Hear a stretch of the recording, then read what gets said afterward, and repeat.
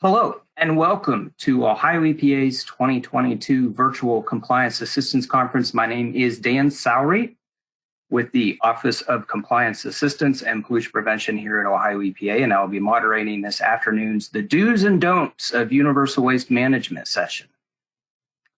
Ohio EPA's 2022 Virtual Compliance Assistance Conference has 24 sessions over 2 weeks. Registration information and a conference agenda are located on the Ohio EPA's conference webpage.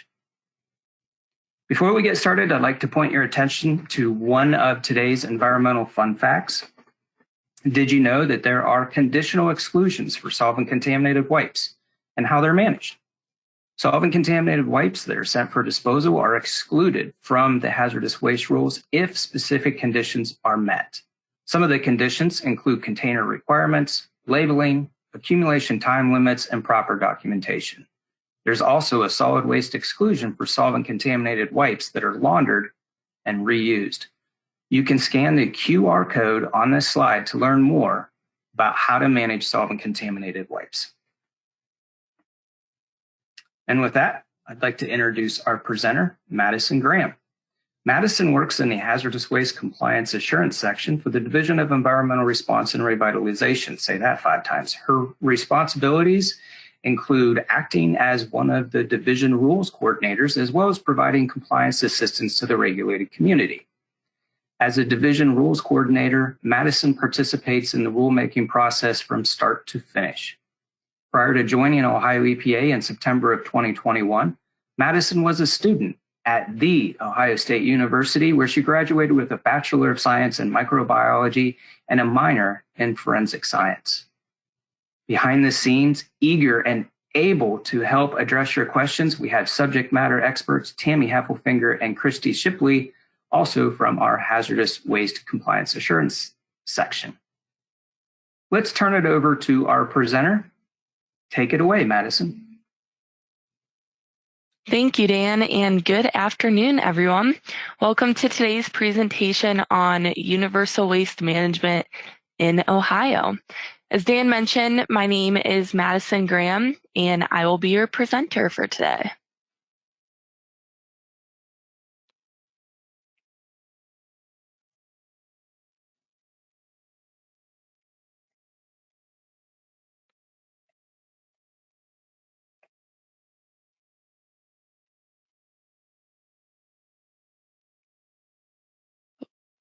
There we go. Okay, sorry about that, guys. Okay, so just a quick overview. Today we'll be discussing a few things. So that includes the universal waste rules, how a hazardous waste becomes a universal waste, Ohio-specific universal wastes, the management standards for universal wastes, what universal waste handlers can and cannot do, and finally, the changes to the universal waste rules regarding aerosol cans, which are the result of the adoption of the federal universal waste aerosol can rules. And we expect these changes to be effective approximately mid-October this year. So first up, we will be going over the universal waste rules.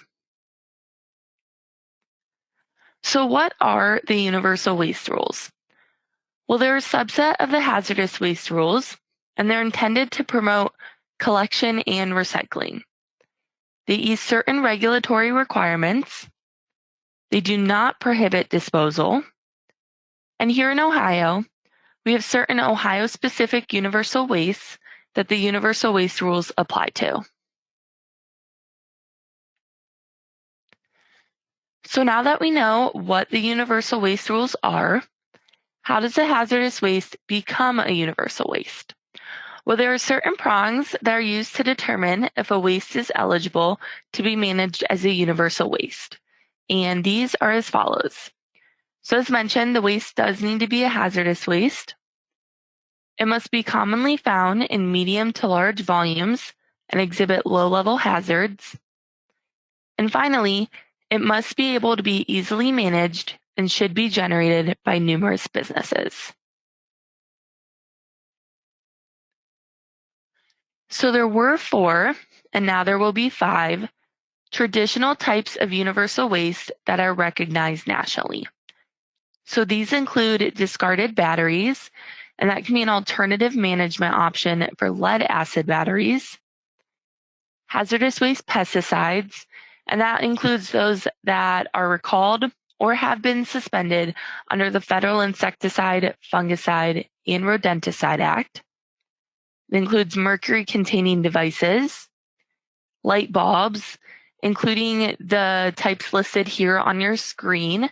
So some examples are incandescent, fluorescent, compact fluorescent, LED, high-intensity discharge, neon, high-pressure sodium, and others. And then finally, it also includes aerosol cans, which used to be an Ohio-specific universal waste, but after October 2022, will be a traditional universal waste. And we'll be going over this more later in today's presentation. So prior to October, there are 3 Ohio-specific universal wastes, and those are antifreeze, spent paint and paint-related waste, and the non-empty aerosol containers. But as I mentioned, aerosol containers will be moving to traditional universal waste. So far, we've gone over what the universal waste rules are and how a waste becomes a universal waste in addition to the types of universal waste. So our next question is, who can manage universal waste? Well, that would be a universal waste handler, which is defined in paragraph U2A of Ohio Administrative Code Rule 3745-273-09 as a generator, as defined in the same rule, or an owner or operator of a facility that receives universal waste from another handler, accumulates universal waste, and sends universal waste to another handler, destination facility, or foreign destination. However, it should be noted that being a universal waste handler does not mean that you are a person who treats, disposes of, or recycles universal waste. So generally, except for specific allowable handler activities, and these are outlined in the regulations, treatment, disposal, and recycling of universal waste are permitted activities for destination facilities. Now, being a universal waste handler also does not mean that you are a person engaged in the off-site transportation of a universal waste by air, rail, highway, or water, including a universal waste transfer facility. And these are transporter activities. So now that we've defined what a handler is, what are universal waste handlers allowed to do? Well, they can generate, receive, and store universal waste, and they can treat or recycle their universal waste if authorized. But again, these are specific activities that are described in the rules. And these activities can be found by waste either in Rule 3745-273-13, which is for small quantity handlers, or 3745-273-33, which is for large quantity handlers. Now, depending on the quantity of universal waste accumulated, handlers may fall into one of 2 categories. So the first category is small quantity handlers, and you're a small quantity handler if you accumulate less than 5,000 kilograms or 11,000 pounds of universal waste on site at any one time. And this is universal waste as a whole, so it's not by type. And then our second category is large quantity handlers. And you're a large quantity handler if you accumulate on site at any one time more than 5,000 kilograms or 11,000 pounds. So you can see some examples on your screen here. For paint waste, that would be approximately 22 drums. And for T4 bulbs that are about 33 pounds per box, would be approximately 333 boxes.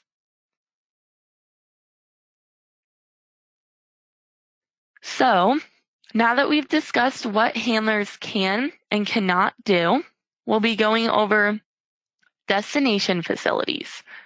So a destination facility is defined in paragraph D of Rule 3745-273-09 as a facility that treats, disposes of, or recycles a particular category of universal waste, and that's except the management activities that are outlined for handlers in the regulations. And these activities are generally those that may require a hazardous waste permit. Now, a facility at which a particular category of universal waste is only accumulated is not a destination facility for the purposes of managing that category of waste. And the regulations for destination facilities can be found in Ohio Administrative Code Rules 3745-273-60 to 3745-273-62. So before we go any further, we're going to take a quick poll. So our first question is, how much universal waste does a handler need to accumulate on site at any one time to become a large quantity handler? So our options today are 1,000 kilograms or 2,200 pounds, 3,500 kilograms or 7,700 pounds, 100 kilograms or 220 pounds, or finally 5,000 kilograms or 11,000 pounds. All right, folks, I have launched the poll. When this shows up on your screen, go ahead and make your selection, and I'll give folks a few moments to do so.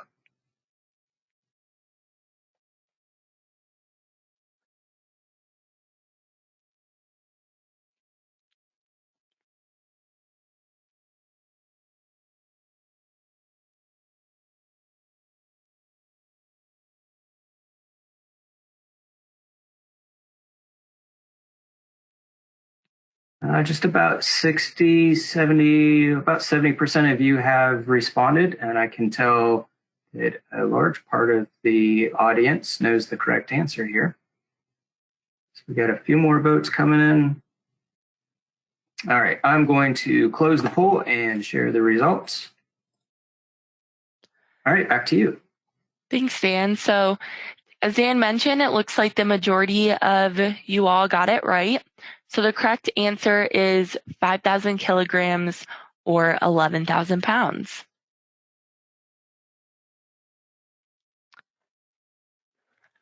So you may be wondering now, why would I want to manage hazardous waste under the universal waste rules?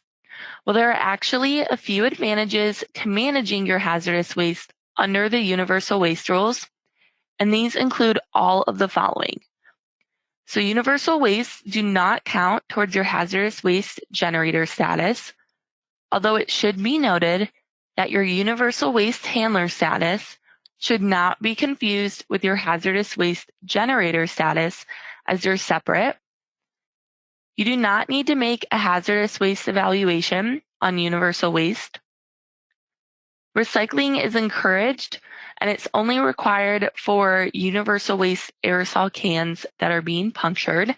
And this is part of the new regulations, so we'll be going over this more later in the presentation. No hazardous waste manifesting is required. However, the Department of Transportation or DOT rules do apply. And you do not need to use a hazardous waste transporter to transport the waste. So next up, we will be going over some common management components of the universal waste rules. So these include tank and container standards. So tanks and containers should be structurally sound, compatible with the waste, and should meet the requirements for the waste that's outlined in either Ohio Administrative Code Rule 3745-273-13, which is the rule for small quantity handlers, or 3745-273-33, which is for large quantity handlers. Now, handlers have an accumulation time limit of up to 1 year. However, in some cases, accumulation is allowed for greater than 1 year if the handler can demonstrate that the extended time was necessary to accumulate amounts needed to facilitate proper recovery, treatment, or disposal. So the handler must be able to demonstrate the accumulation time for all universal wastes. And some examples of how a handler may do this include marking or labeling the container with the earliest date universal waste in the container was received or became a waste, marking each item of universal waste with the date it became a waste or was received, and maintaining an inventory system that identifies when the universal waste being accumulated became a waste or received. Now, handlers can also use any other method so long as I mention it clearly demonstrates the length of time the universal waste has been accumulated. So another common management component is training requirements, and those are for employees involved in the management of these wastes.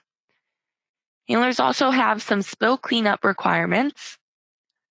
Self-transport is also allowed by the handler who generates the universal waste, but you must follow the universal waste transporter requirements, and these can be found in OAC Rules 3745-273-50 to 3745-273-56.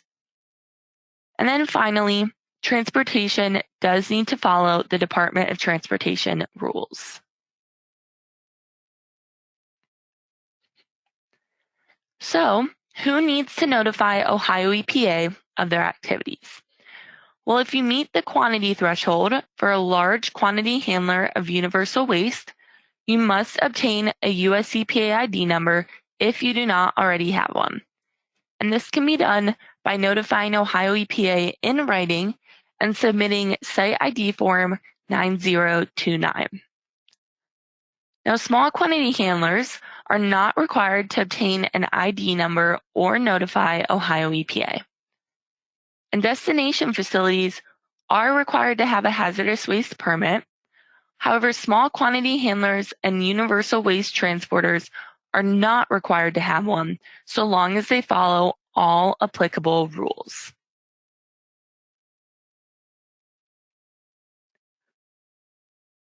Now, tracking requirements also apply to large quantity handlers and destination facilities, but not small quantity handlers.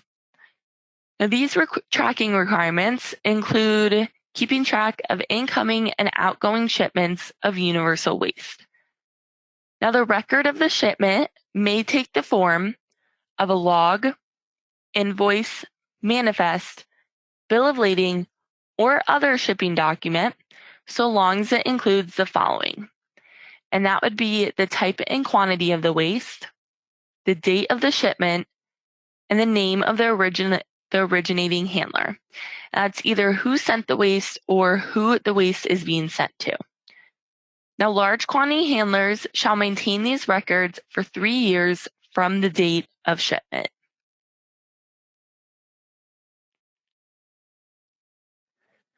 So next up, we'll be moving on to the requirements for transporters of universal waste. So transporters do not need a US EPA ID number or need to use a hazardous waste manifest, but they must transport the waste according to the Department of Transportation regulations. Although transporters do have certain requirements, and these include that when they're transporting universal waste, they must send the waste to either another handler or a destination facility, and they must respond to any release of universal waste during transit. Now, handlers may act as their own transporter, as I mentioned earlier in the presentation, but that is as long as they comply with the universal waste transporter requirements. And universal waste transporters may store universal waste for 10 days or less during the normal course of transportation at a universal waste transfer facility. Although it should be noted that if the waste is stored for more than 10 days, the universal waste transporter becomes a universal waste handler and must comply with all applicable requirements.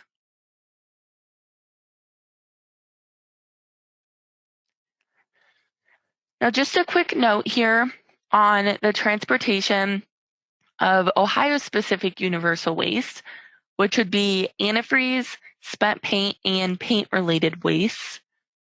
So when transporting one of the Ohio-specific universal wastes, the waste is a universal waste when it is in Ohio. So that means that no hazardous waste manifest is required. However, when transported to another state, the waste must be classified per the receiving state's rules, which means you might need to use a hazardous waste manifest. So the next part of today's presentation will be an overview to the changes to the rules for the management of universal waste aerosol cans. So previously, universal waste aerosol cans were an Ohio-specific universal waste and were not recognized nationally as a universal waste. But as I mentioned earlier in the presentation, aerosol cans were added as a universal waste to the federal rules, and as a result, Ohio is adopting these rules. Now, we expect these rules to be effective approximately mid-October this year. We will send an e-blast out prior to these rules' effective date, but we'll go over that more later in the presentation. So a quick overview of aerosol cans. So an aerosol can is a non-empty container that's above atmospheric pressure and that may be hazardous waste either due to its contents or the propellant. So the first change to these rules is to the definition. So US EPA's definition was not exactly the same as the one that we had here in Ohio. So the main changes to this include changing the name from aerosol containers to aerosol cans, making the definition more specific in scope by moving from a substance under pressure to a gas compressed, liquefied, or dissolved under pressure, and by stating that the universal waste aerosol can is fitted by a self-closing release device, allowing the contents to be ejected by the gas. But also making the definition broader in scope by moving from a device that can release the substance as a spray, gel, or foam by means of a propellant gas to the sole purpose of which is to expel a liquid, paste, or powder. However, the main idea here remains the same. We still have contents to be ejected by a gas in a unit under pressure.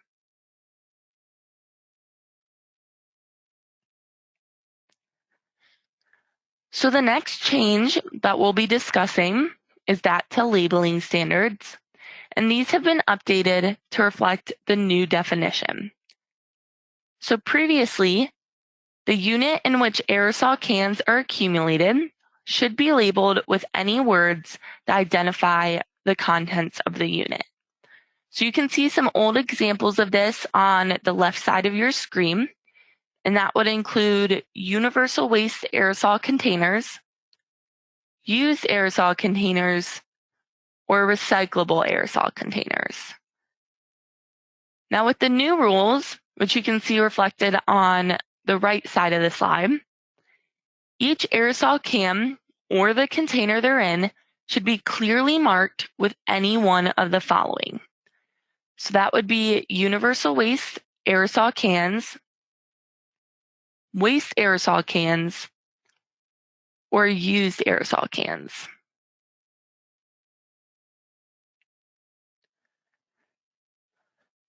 So with the move from Ohio-specific universal waste to the traditional universal waste, we have the addition of Rule 3745-273-06 to the Administrative Code, which outlines the applicability of Chapter 3745-273, or the Universal Waste Rules, to aerosol cans.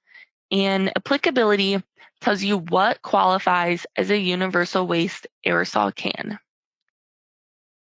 So previously, the applicability rule for universal waste aerosol cans was with the other Ohio-specific universal wastes, and Rule 3745-273-89. Now, like 273-89, 273-06 defines when an aerosol can becomes a hazardous waste and when an aerosol can is a waste. Additionally, 273-06 applies to all hazardous waste aerosol cans except those that are not yet a waste under Ohio Administrative Code, Chapter 3745-51, are not yet a hazardous waste, and those that meet the standard for empty containers set in 3745-51-07.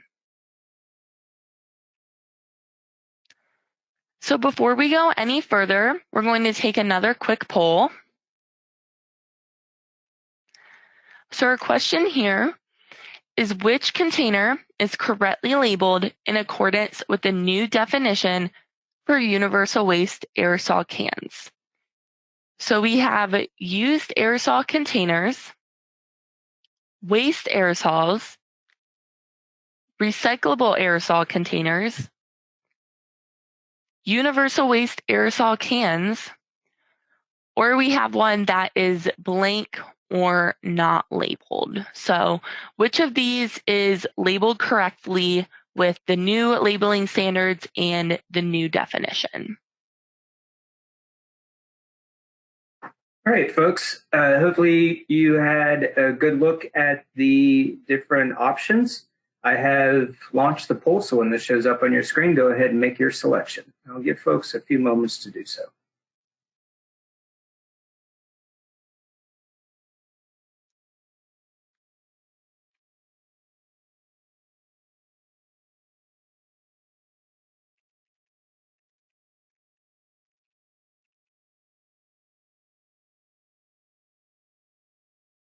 Well, Madison, I can tell already we have several educated folks here joining us today. It looks like most people have voted, so I'm going to go ahead and close the poll and share the results. Perfect. And like Dan said, looks like 88% of you guys did get it correct. The correct answer is universal waste aerosol cans. So as you can see here, all of the other answers were incorrect, but universal waste aerosol cans is the correctly labeled in accordance with the new definition and new labeling standards. And these updated labeling standards can be found in Ohio Administrative Code, Rule 3745-273-14, which is the rule for small quantity handlers, and then in 3745-273-34, which is the rule for large quantity handlers. So next up, we'll be going over the activities that universal waste handlers of aerosol cans can conduct. So these handlers are allowed to puncture and drain the cans. They can sort cans by type. They can mix intact aerosol cans in one container. And then they are allowed to remove actuators to reduce the risk of accidental release. Now, in order to puncture and drain their universal waste aerosol cans, handlers do have a few requirements that they must meet. So these include all of the following. So handlers need to use appropriate equipment that has sufficient processing capacity. They need to ensure that the puncturing is being done in a well-ventilated area on a solid, flat surface, and that the equipment is protected from any possible sources of ignition. They need to recycle the empty cans that have been punctured and drained. And it should be noted, this one is in bold because it is a new requirement for handlers who puncture their cans.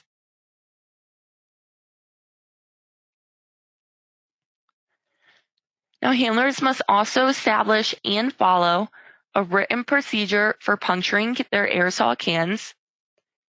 They must immediately transfer the contents from the can into an appropriate tank or container. They must conduct a hazardous waste determination on the contents. And based on this hazardous waste determination, the waste should be managed in accordance with the applicable rules. Now, the only exception to this is if the waste collected consists solely of paint, in which case the waste can then be managed as a universal waste paint in Ohio.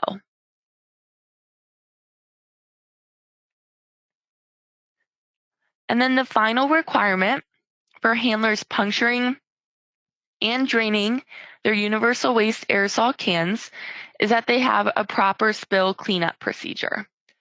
So this should include a written procedure maintained on site, a spill kit, and any spills that do occur should be cleaned up promptly.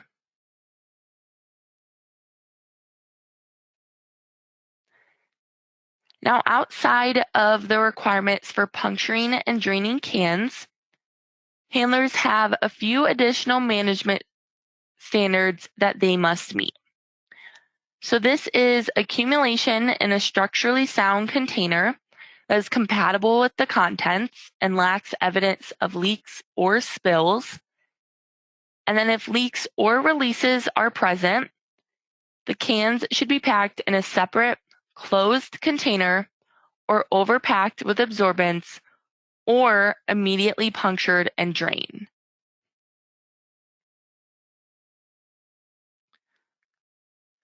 So before we go any further, we're going to take our final poll for the day. So which of the following activities are the handlers not allowed to conduct? So moving from left to right, this is mixing intact cans together in one container, removing actuators to reduce the risk of accidental release, mixing leaking cans together in one container, or sorting cans by type. All right, I have launched the poll. When this shows up on your screen, go ahead and make your selection, and I'll give folks a few moments to do so.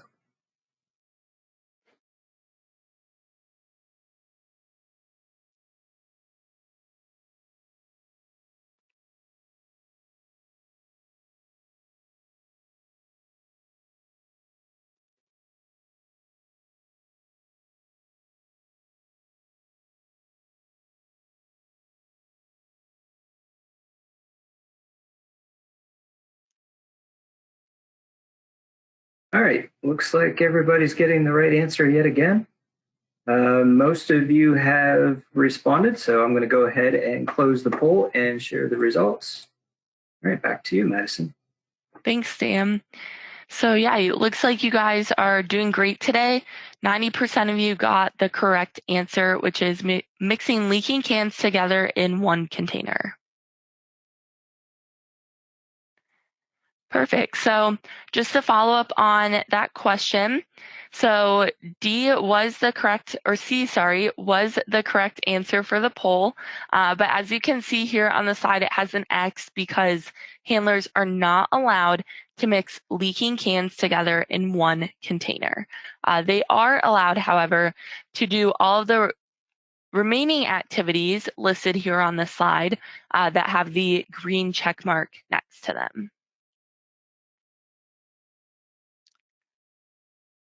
So the final change to the rules for universal waste aerosol cans is that to the elimination of satellite accumulation, which also in a way is a change to the accumulation time.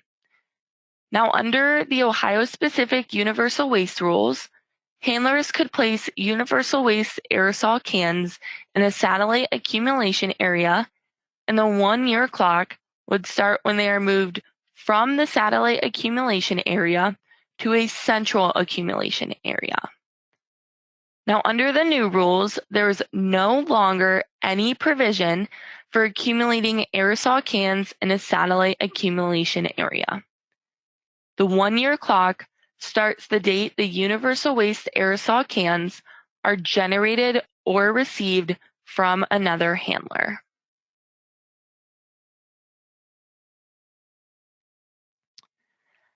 Now you can see here a visual representation of the change to the rules. So on the left is the previous rules. And as you can see, that 1-year clock starts when they're moved from the satellite accumulation area to the central accumulation area.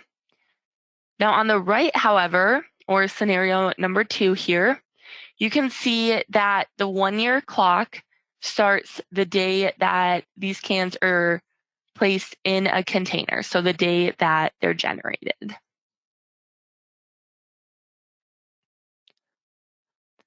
And finally, here is a visual representation of one handler receiving universal waste from another handler.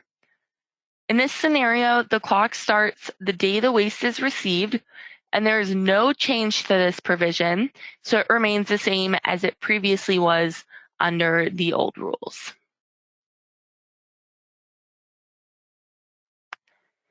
And if you're looking for additional resources on these rules, you can visit our Universal Waste webpage, which is linked here. This page has guidance documents, checklists, and additional information for handlers. And once these rules become effective, we will post updated guidance here. A copy of the proposed rules can also be found on our proposed rules webpage, where they currently are, and they'll be on the proposed rules page until they become effective, after which they will be moved to our effective rules webpage. So with that concludes our presentation for today. I'd like to thank you all for your time and fantastic participation in today's polls. If you have any follow-up questions after today's presentation, you can call the Hazardous Waste Compliance Assurance section at the number listed here. With that, I will give it back over to you, Dan. All right, thank you, Madison. We're now going to answer some questions submitted during today's presentation. And as a reminder, you can still submit questions through the questions pane. We'll do our best to answer as many questions as possible, but if we don't answer your question, we will reach out to you via email following today's session. All right, Madison, you ready? We got a lot of good questions coming in. So I'm ready. All right, this first one is, would non-PCB lamp ballast need to be managed as a universal waste? If not, how should they be managed? Scrap metal or e-waste? That is a really good question. I would say, since lamp ballasts do not meet the definition of a universal waste lamp in Ohio, and I believe that's under OAC Rule 3745-273-09. That definition includes either the bulb or the tube portion as a universal waste lamp. So I'd say that since ballasts are neither, they cannot be managed as a universal waste. If the ballasts are hazardous and they're recycled as scrap metal, then they would be excluded from the hazardous waste regulations. If they're hazardous and are not being recycled as a scrap metal, then I'd say they need to be managed as a hazardous waste and sent to a permitted hazardous waste facility. All right. Thank you, Madison. And I see that this question is similar to a few that are coming in right now, so maybe this will help a number of people. Is the residue from punctured aerosol cans considered to be a universal waste? Yeah, another great question, guys. I would say that the residue from the punctured aerosol cans would not be considered a universal waste because it does not meet the definition of that universal waste aerosol can. It would need to be collected and, as I mentioned in the presentation, evaluated to determine if it's hazardous. And then if it is, it would need to be managed as hazardous waste. I think I mentioned this, but the only exception to this would be if the residue collected consists solely of paint. I'd say that's, paint not mixed with another hazardous waste, in which case in Ohio, it could be managed as a universal waste since paint is an Ohio-specific universal waste. Excellent. And this question, I can see that there's another similar question about training frequency. But so this question is, do employees have to take a formal training class from an outside company that are knowledgeable of the waste that they generate? Yeah. So I would say that they're not required by us or by Ohio EPA to take formal training, especially from an outside company. But I'd say if you feel that having your employees, take a class, take a formal training from an outside company is truly the best way for them and for you to ensure that they're thoroughly familiar with the proper waste handling and emergency procedures, as relevant to their position and to the waste they're handling, then yes, I would say it's acceptable, but it is not required. Well, and I guess there's a follow-up question that's kind of similar to that just came in. What's the training frequency required under the universal waste rule? So, Madison, are you saying that because there's not a formal training that's required, obviously that there is no frequency?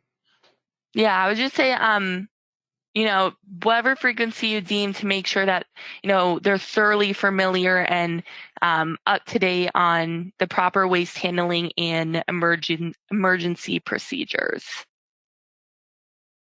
All right. We have another question. Are spray paint cans considered aerosol or paint-related waste? Yeah. That's a good question. That is a very good question. So I would say for this, if the spray paint cans are full and not being punctured, then they could be managed as either universal waste aerosol cans or universal waste paint in Ohio, since we have universal waste paint as an Ohio-specific universal waste. But if they're being punctured, then they would definitely need to be managed as a universal waste aerosol can, just because that's a specific activity that's allowed for handlers of universal waste aerosol cans that, like it says, specific to them. All right. And Madison, I think this is going back to something that you had covered in your slides where you were talking about transporters having a 10-day storage limit. Do all transporters have 10 days for storage? That is Correct. Yes. So they all have 10 days or less for storage at, like I said, I think in the presentation, at a universal waste transfer facility. But I'll just, mention it again. If they store universal waste for more than 10 days, then they become a universal waste handler and need to comply with those applicable requirements. Excellent. All right. Here's another one. Are municipalities required to manage waste aerosol cans, or can they just be thrown in the trash? Yeah, another fantastic question. I would say that if the municipality is the generator of the universal waste aerosol cans, then they can manage them as universal waste and become either a small or large quantity universal waste handler, depending on, how much they have on site at any one time, which is that 5,000 kilogram mark. Above large quantity handler, as I mentioned, below small quantity handler. But I'd say if they choose not to manage them as universal waste, then you might see a common theme here, but the cans would need to be evaluated to determine if they're hazardous. Probably just a note on this too, if the cans are generated in a home and then disposed of, then they're excluded from those hazardous waste regulations. Right, because once generated from a household, it's always under the household hazardous waste exemption, right? Yep, that is correct.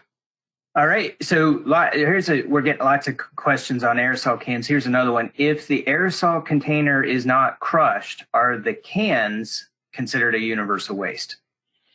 Yeah, that would be yes. So they do not need to be, crushed or punctured or drained to be managed as a universal waste. That's just a activity that handlers are allowed to conduct when managing universal waste aerosol cans.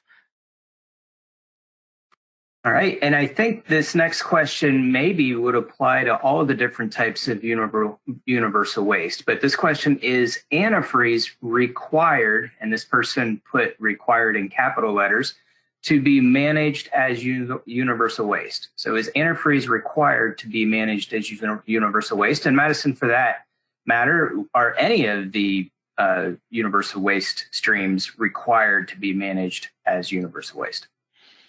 Yeah, so they antifreeze or any of the universal waste that we went over in today's presentation, they would not be required to be managed as a universal waste, although they always could be. Although it should be known, if they're not managed as a universal waste, they do need to be evaluated to determine if they're hazardous.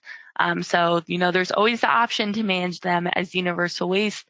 As I mentioned, there are quite a few, benefits to managing them as universal waste, but they're definitely not required to be managed like that. All right. This is a good one because I always get confused on this bulb versus lamp too. Can the term fluorescent bulb be used interchangeably with the term fluorescent lamp? Yeah, that is a good one. I would say if this is for labeling, we went over those new labeling requirements. So, we went over the new labeling requirements for universal waste aerosol cans, but universal waste lamps have some similar labeling requirements. So I think all of the terms, and these are listed in the labeling rules, which I believe are 3745-273-14 for small quantity handlers, and 3745-273-34 for large quantity handlers. But I believe all of the terms that need to be used for labeling do say the word lamp and not the word bulb. So I would say bulb cannot be used interchangeably with the term lamp, just because we do require lamp be used for labeling. All right. This one is about moving universal waste, and there's a question that just came in a couple minutes ago that looks kind of similar to this as well. So I'm going to kind of tie these ones together. But are there restrictions on moving universal waste from one facility to another within the same company or organization? And before you answer that, Madison, the other question that's kind of related to that is, if you have a very large plant making it very difficult for outlying areas to bring aerosol cans to a central accumulation area every single shift, can the outlying areas collect them and bring them to the accumulation area daily? Okay, I'll answer. Lots to dissect there. That's a tough one. I'll answer the first question now. So as long as the universal waste is being sent to another universal waste handler or to a destination facility, then there would not be, restrictions on moving from one to another, but they would have to meet that definition that we went over earlier in the presentation. And then your second one was on the satellite accumulation. Was that correct? Yeah, well, kind of, sort of. Yeah, it is satellite accumulation. They're just asking, basically they have a huge plant and it doesn't make sense for people to sit there and hand walk over an aerosol can to the main accumulation area. So can they just accumulate them where they're being generated every shift and then bring them over to the other main accumulation area at a later time? Mm-hmm. So for that, I'll have to, if it's plant specific, maybe, I can reach out at a later date with maybe a more specific answer. I would say, like I said, as far as satellite accumulation goes, that's no longer provision. I think the main thing for that was the change, not just in removing that satellite accumulation provision, but to the accumulation time, making sure that, that date or that 1 year start date begins, when they're generated and not when they're moved. But like I said, if it's a facility specific question, I can get back to you at, a later time with probably a more detailed, a more specific answer for that one. That's perfect. And it looks like we have about time for one more question. This one's interesting because I've seen this question asked many times. So basically, if you have a broken fluorescent light bulb, can you still manage it as a universal waste, or do you have to evaluate and determine if it's a hazardous waste? Yeah, that is, definitely a very good question. I think, lamps are not allowed to be crushed. Universal waste lamps, under the universal waste rules. I would say that's maybe something, if you're sending it to another facility, check with them. If it was accidentally broken, they might be able to accept it, in which case you maybe could manage it. But that's a tricky one. Since handlers aren't allowed to, crush lamps. So I'd say that's something, check with who you're sending it to and maybe go from there. That is if it's accidentally broken, not an intentional crushing. All right. Well, thank you, Madison, for your great presentation. Thank you, Christy and Tammy Heffinger, for answering questions behind the scenes. And thank you, everyone, for attending this session. Before we end this session today, we would like to point your attention to another one of today's environmental fun facts. On the slide, we're highlighting Columbus St. Francis de Sales High School's Encouraging Environmental Excellence in Education Award. DeSales High School was recently recognized with a branch level award for having an active environmental club that promotes recycling and sustainability, expanding recycling to all the classrooms, and attending the Eco Summit hosted by the Columbus Zoo. The E4 program encourages any K through 12 public or private school for their student-led achievements in environmental stewardship and their efforts to educate students on environmental topics.